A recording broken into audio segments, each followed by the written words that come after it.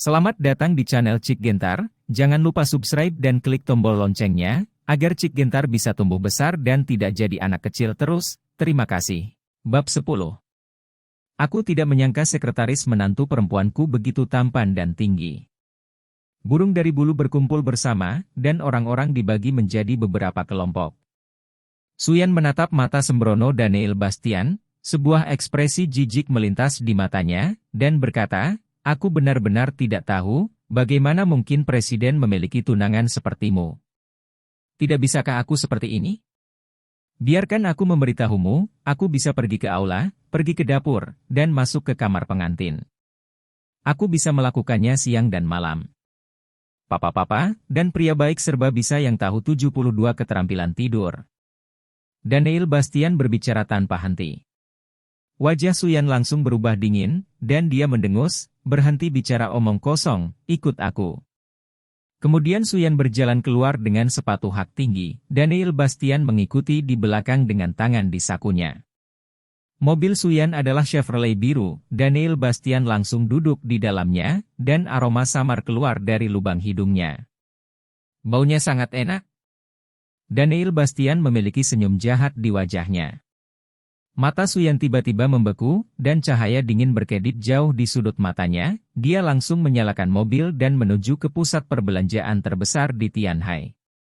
Mall perbelanjaan New Century, ini adalah pusat perbelanjaan yang sangat terkenal di kota Tianhai. Ada lebih dari ribuan toko di sini, yang bisa dikatakan mencakup jangkauan yang lengkap. Setelah memarkir mobil di tempat parkir bawah tanah, Suyan membawa Daniel Bastian ke pusat perbelanjaan. Ada sosok di mana-mana. Seluruh pusat perbelanjaan setinggi 30 lantai dan berbentuk seperti cincin. Berdiri di tengah, Anda bisa melihat puncaknya di sekilas. Suyan membawa Daniel Bastian langsung ke toko merek pakaian pria di lantai 10. "Nona, Tuan, apa yang Anda butuhkan?" Saat memasuki toko bermerek, pemandu belanja wanita berseragam datang dan melihat keduanya dan membungkuk sedikit. "Belikan dia satu set pakaian dari dalam keluar," Suyan menunjuk ke Daniel Bastian dan berkata dengan tegas. Pemandu belanja wanita memandang Daniel Bastian, melihat pakaian tajam orang lain, dan sedikit terkejut, sangat sulit membayangkan pria seperti itu akan berjalan dengan wanita cantik, seksi, dan temperamental. "Oke."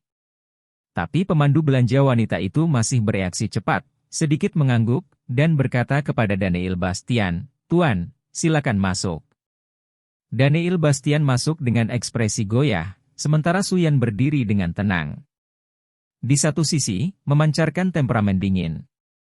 Masih banyak pelanggan pria di toko pakaian ini, melihat mata Suyan yang berbinar keheranan, beberapa pria dengan teman wanita melihat ke arah Suyan, yang menimbulkan kemarahan dan ketidakpuasan dari teman wanita di sekitar mereka. Segera Daniel Bastian keluar dari ruang ganti. Tetapi ketika Suyan melihatnya, ekspresinya menunjukkan sedikit keterkejutan. Saat ini, Daniel Bastian mengenakan kemeja putih dengan setelan hitam di bagian atas tubuhnya, dan sepasang celana crop pant hitam di bagian bawah tubuhnya. Seluruh citranya tiba-tiba berubah. Awalnya, Daniel Bastian memiliki tinggi 1,8 meter, dengan tubuh yang kuat dan lurus, dan gantungan yang mutlak. Sekarang mengenakan pakaian bermerek ini sudah pas, dan temperamen Daniel Bastian telah mengalami perubahan yang mengguncang bumi. Selain wajah tajam Daniel Bastian, sepasang mata yang dalam dan cerah, dan senyum jahat di sudut mulutnya, seluruh orang seperti bangsawan tampan itu, memancarkan pesona khusus. Untuk sesaat, ekspresi Suyan tidak sadar, dan bahkan pemandu belanja wanita tampak terkejut, menatap Daniel Bastian dengan tatapan obsesi. Adapun Daniel Bastian sendiri, memandang dirinya sendiri di cermin dari lantai ke langit-langit, dia menghela nafas dan berkata, "Orang-orang sudah tampan, dan mengenakan setelan pakaian seperti itu sungguh sangat tampan. Bagaimana ini bisa membuat pria lain hidup?" Melihat narsisme Daniel Bastian sampai muntah, Suyan langsung bangun, dan berkata dengan dingin, "Aku belum pernah melihat orang kurang ajar sepertimu. Itu pengetahuan?" Daniel Bastian memandang Suyan dengan sembrono. Suyan langsung mengabaikan mata Daniel Bastian dan melihat ke pemandu belanja wanita dan berkata, menurut ukuran tubuhnya, saya dapat mengambil satu set semua jenis pakaian. Segera Daniel Bastian membawa 3 atau 4 tas di tangannya, dan ketika dia memeriksa, dia tahu ketika tumpukan pakaian ini bernilai lebih dari 100.000 yuan, dia harus menghela nafas bahwa kehidupan orang kaya ini benar-benar tak terbayangkan. Aduh! Tepat ketika Daniel Bastian hendak keluar dari toko dengan tas di tangannya, sesosok tubuh tiba-tiba menabraknya. Daniel Bastian baik-baik saja, tetapi orang lain itu terpental ke belakang dan jatuh ke tanah, mengucapkan sebuah tangisan kesakitan. Mata Daniel Bastian menyapu, dan sosok ini adalah seorang wanita, dan dia terlihat seperti gadis berusia 17 atau 18 tahun, mengenakan gaun merah dengan lubang kancing dan celana pendek denim. Mengenakan sepatu bot hitam dengan sepasang kaki ramping yang indah, dengan tato dan gelang di tangannya, wajahnya sedikit tidak dewasa, dengan fitur yang sangat halus, dan sedikit pemberontakan di wajahnya. Dari sudut pandang ini, itu adalah seorang gadis muda di masa pemberontakan, tetapi gadis ini sangat cantik, terutama sepasang kakinya yang panjang yang benar-benar standar untuk model kaki.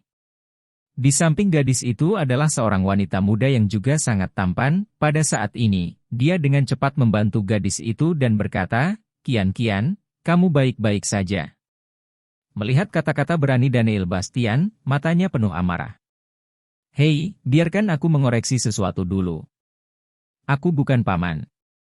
Kamu bisa memanggilku tampan, kakak, atau sayang, tapi tolong jangan panggil aku paman," kata Daniel Bastian dengan sangat tidak puas. PFFT. Gadis dan wanita di sampingnya tidak bisa menahan tawa. Dan, Daniel Bastian mengarahkan pandangannya ke dada gadis itu dan berkata, "Apakah kamu punya payudara? Mengapa saya hanya melihat bandara? Sialan, kamu berani mengatakan bahwa aku tidak punya payudara?" Gadis itu berteriak dengan marah, dan menendang selangkangan Daniel Bastian dengan kejam dengan kakinya yang indah dengan sepatu bot tinggi. "Aku bodoh, sangat kejam." Wajah Daniel Bastian berubah ketika dia melihat pihak lain langsung mengambil bayinya, dan dia menjepit kakinya dalam sekejap, dengan kuat menjepit kaki indah pihak lain, dan berkata tanpa berkata-kata, "Kataku adik perempuan, jangan terlalu kejam. HMPH, siapa yang memberitahumu bahwa aku tidak punya payudara?" Gadis itu menatap Daniel Bastian dengan marah. Mata Daniel Bastian tertuju pada dada rata yang lain, dan 2 roti Wang Zai bisa terlihat samar-samar, dan dia meludah, "Aku mengatakan yang sebenarnya, kamu paling banyak adalah roti Wang Zai." "Sialan, kamu masih berbicara." Gadis itu meninju kepala Daniel Bastian dengan marah, dan sepertinya ada 2 anak laki-laki.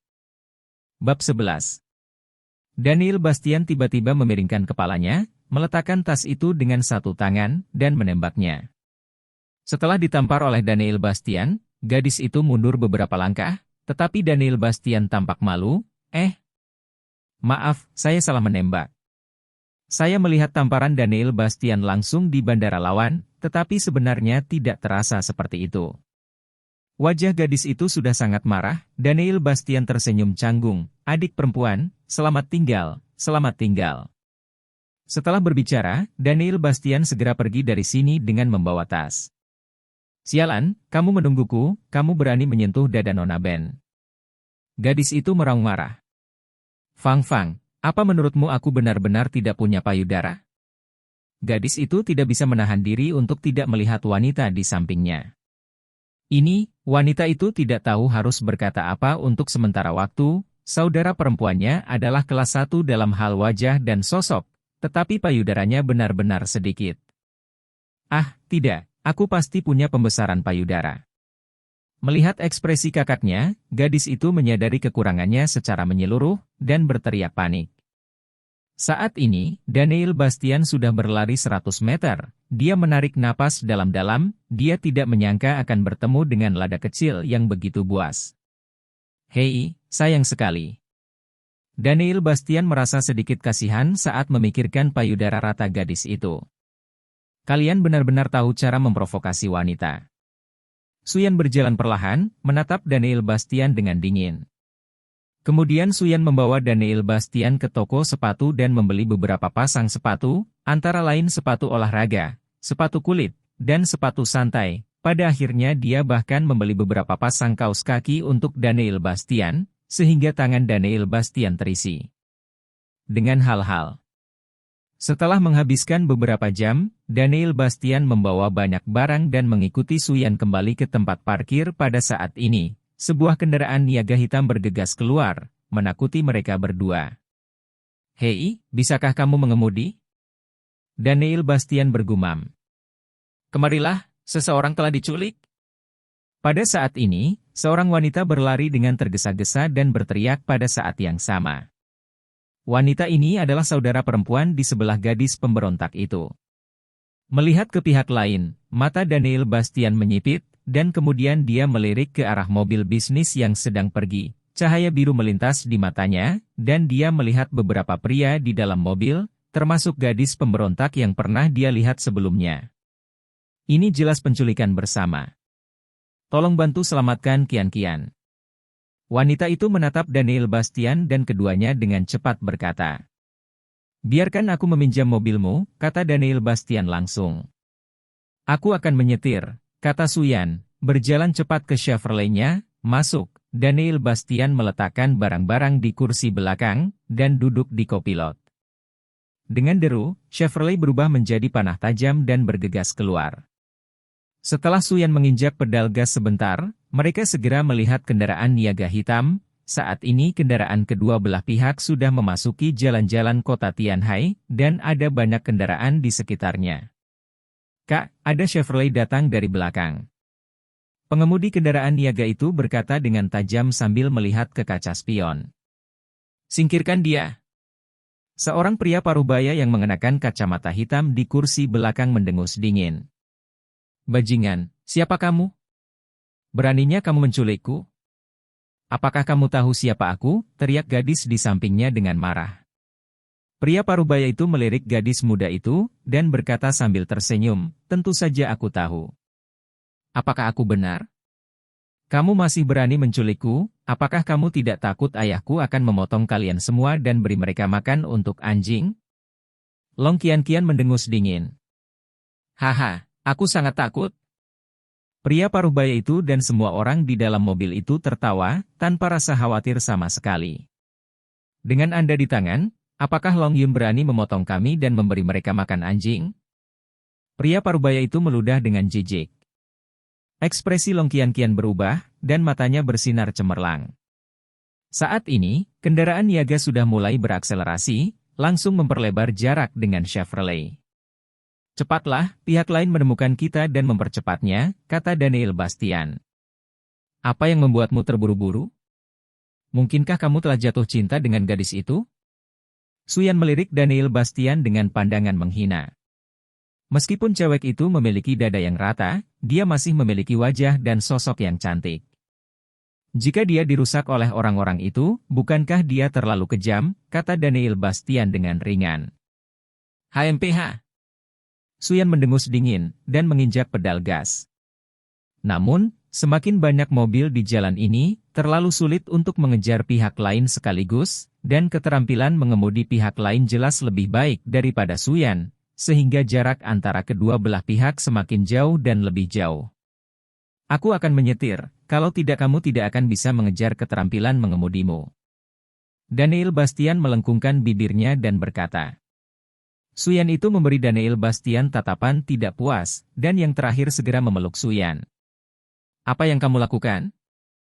Ekspresi Suyan menegang, dan dia berkata dengan dingin.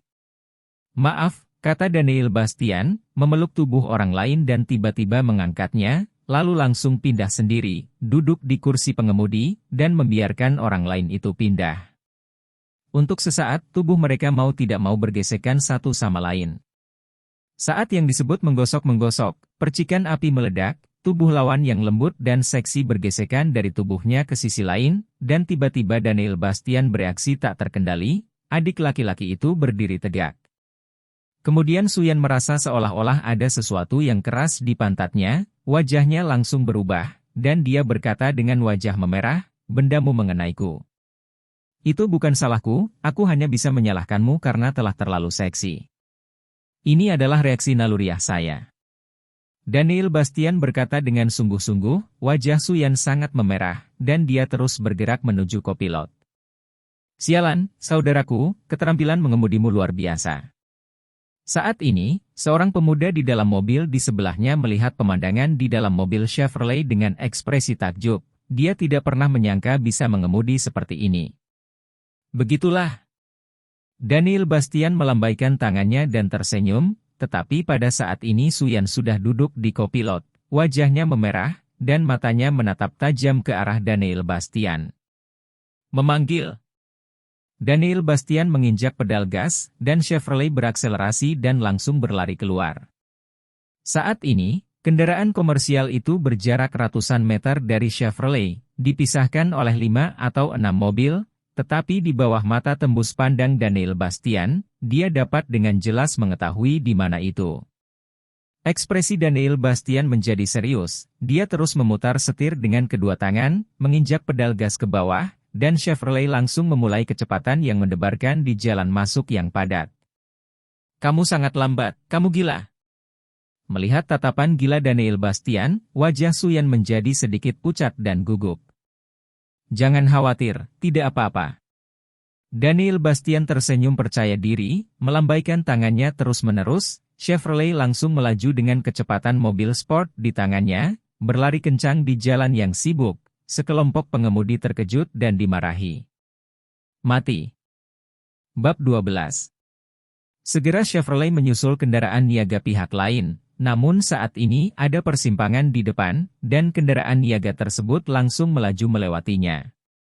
Saat Daniel Bastian bergegas melewati persimpangan, sebuah truk besar di sebelah kanan tiba-tiba melaju, dan wajah cantik Suyan langsung menjadi pucat, bertanya-tanya apakah dia akan mati seperti ini. Bersenandung.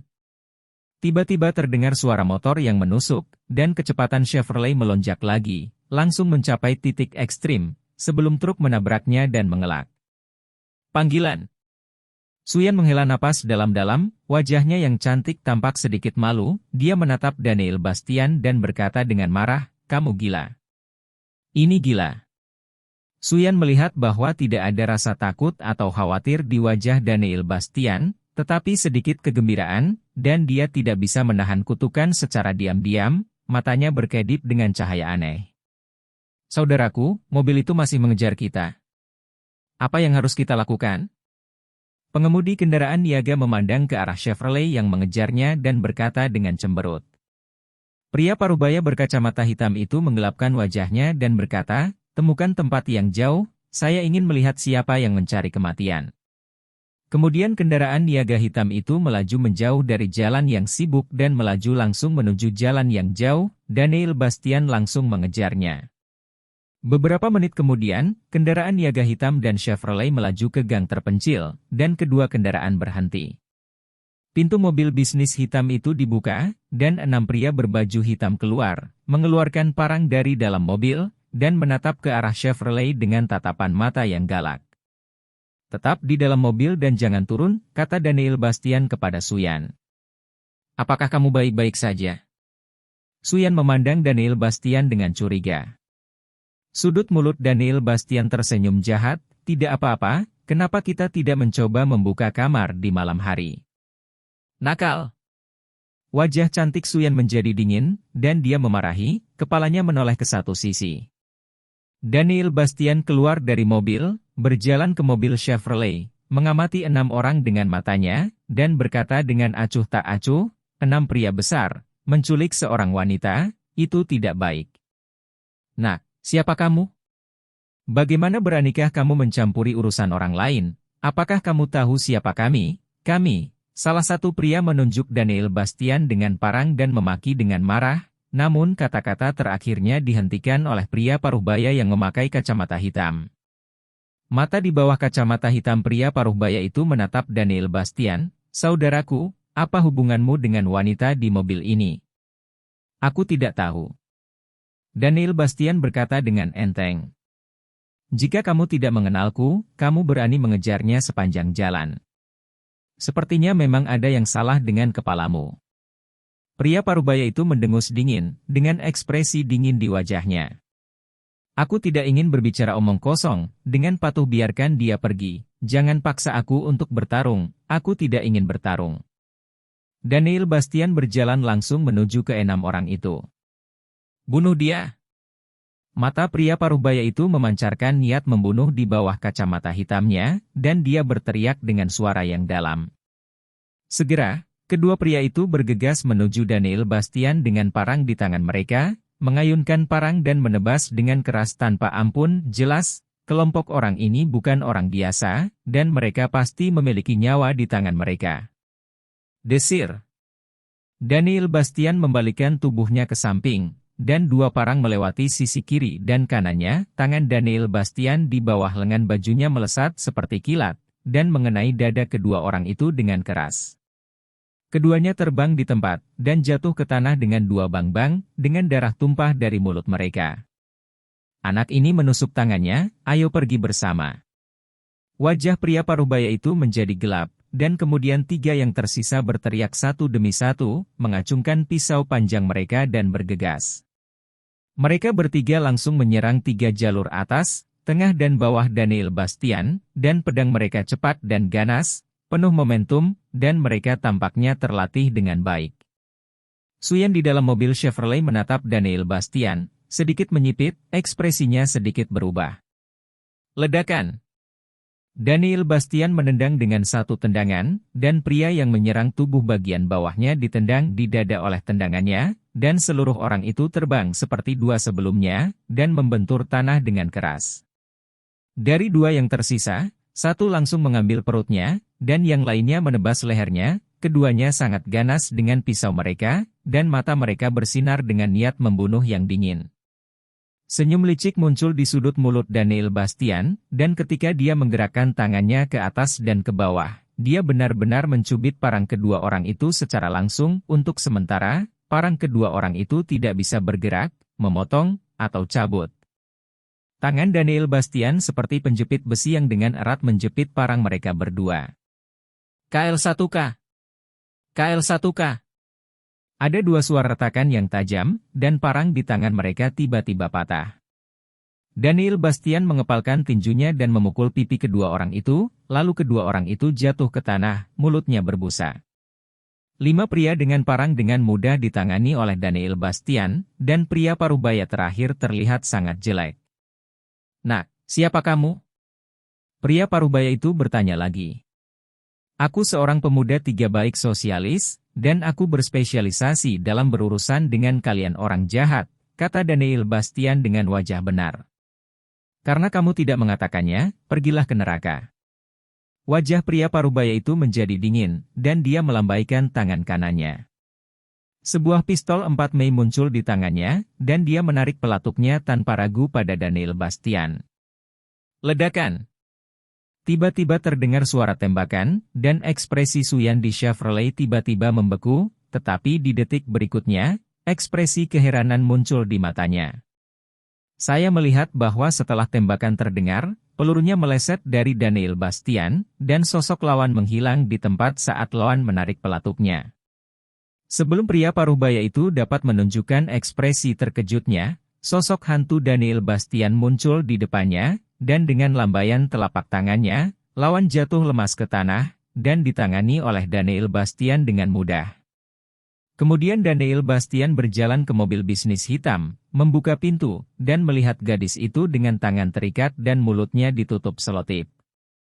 Daniel Bastian melangkah maju dan merobek selotip itu, dan membantunya melepaskan talinya. Wow, Paman, kamu sangat luar biasa. Long Qianqian memandang Daniel Bastian dengan ekspresi gembira di wajahnya. Dia sudah melihat pemandangan barusan melalui jendela belakang mobil, terutama ketika dia melihat Daniel Bastian menghindari peluru. Kemampuan, sangat bersemangat. How? Setelah itu, Long Qianqian dengan berani memeluk Daniel Bastian dan mencium wajahnya dengan ganas. Langkah berani dan berani ini membuat Daniel Bastian tidak bisa bereaksi. Kesenjangan antara sebelum dan sesudah terlalu besar. Sebelumnya, dia berteriak padanya dan ingin menghancurkannya, tapi sekarang dia benar-benar mencium dirinya sendiri. Wanita ini terlalu berubah-ubah. Segera setelah itu, Long Qianqian melepaskan Daniel Bastian, menatap orang-orang di tanah, dan langsung berjalan.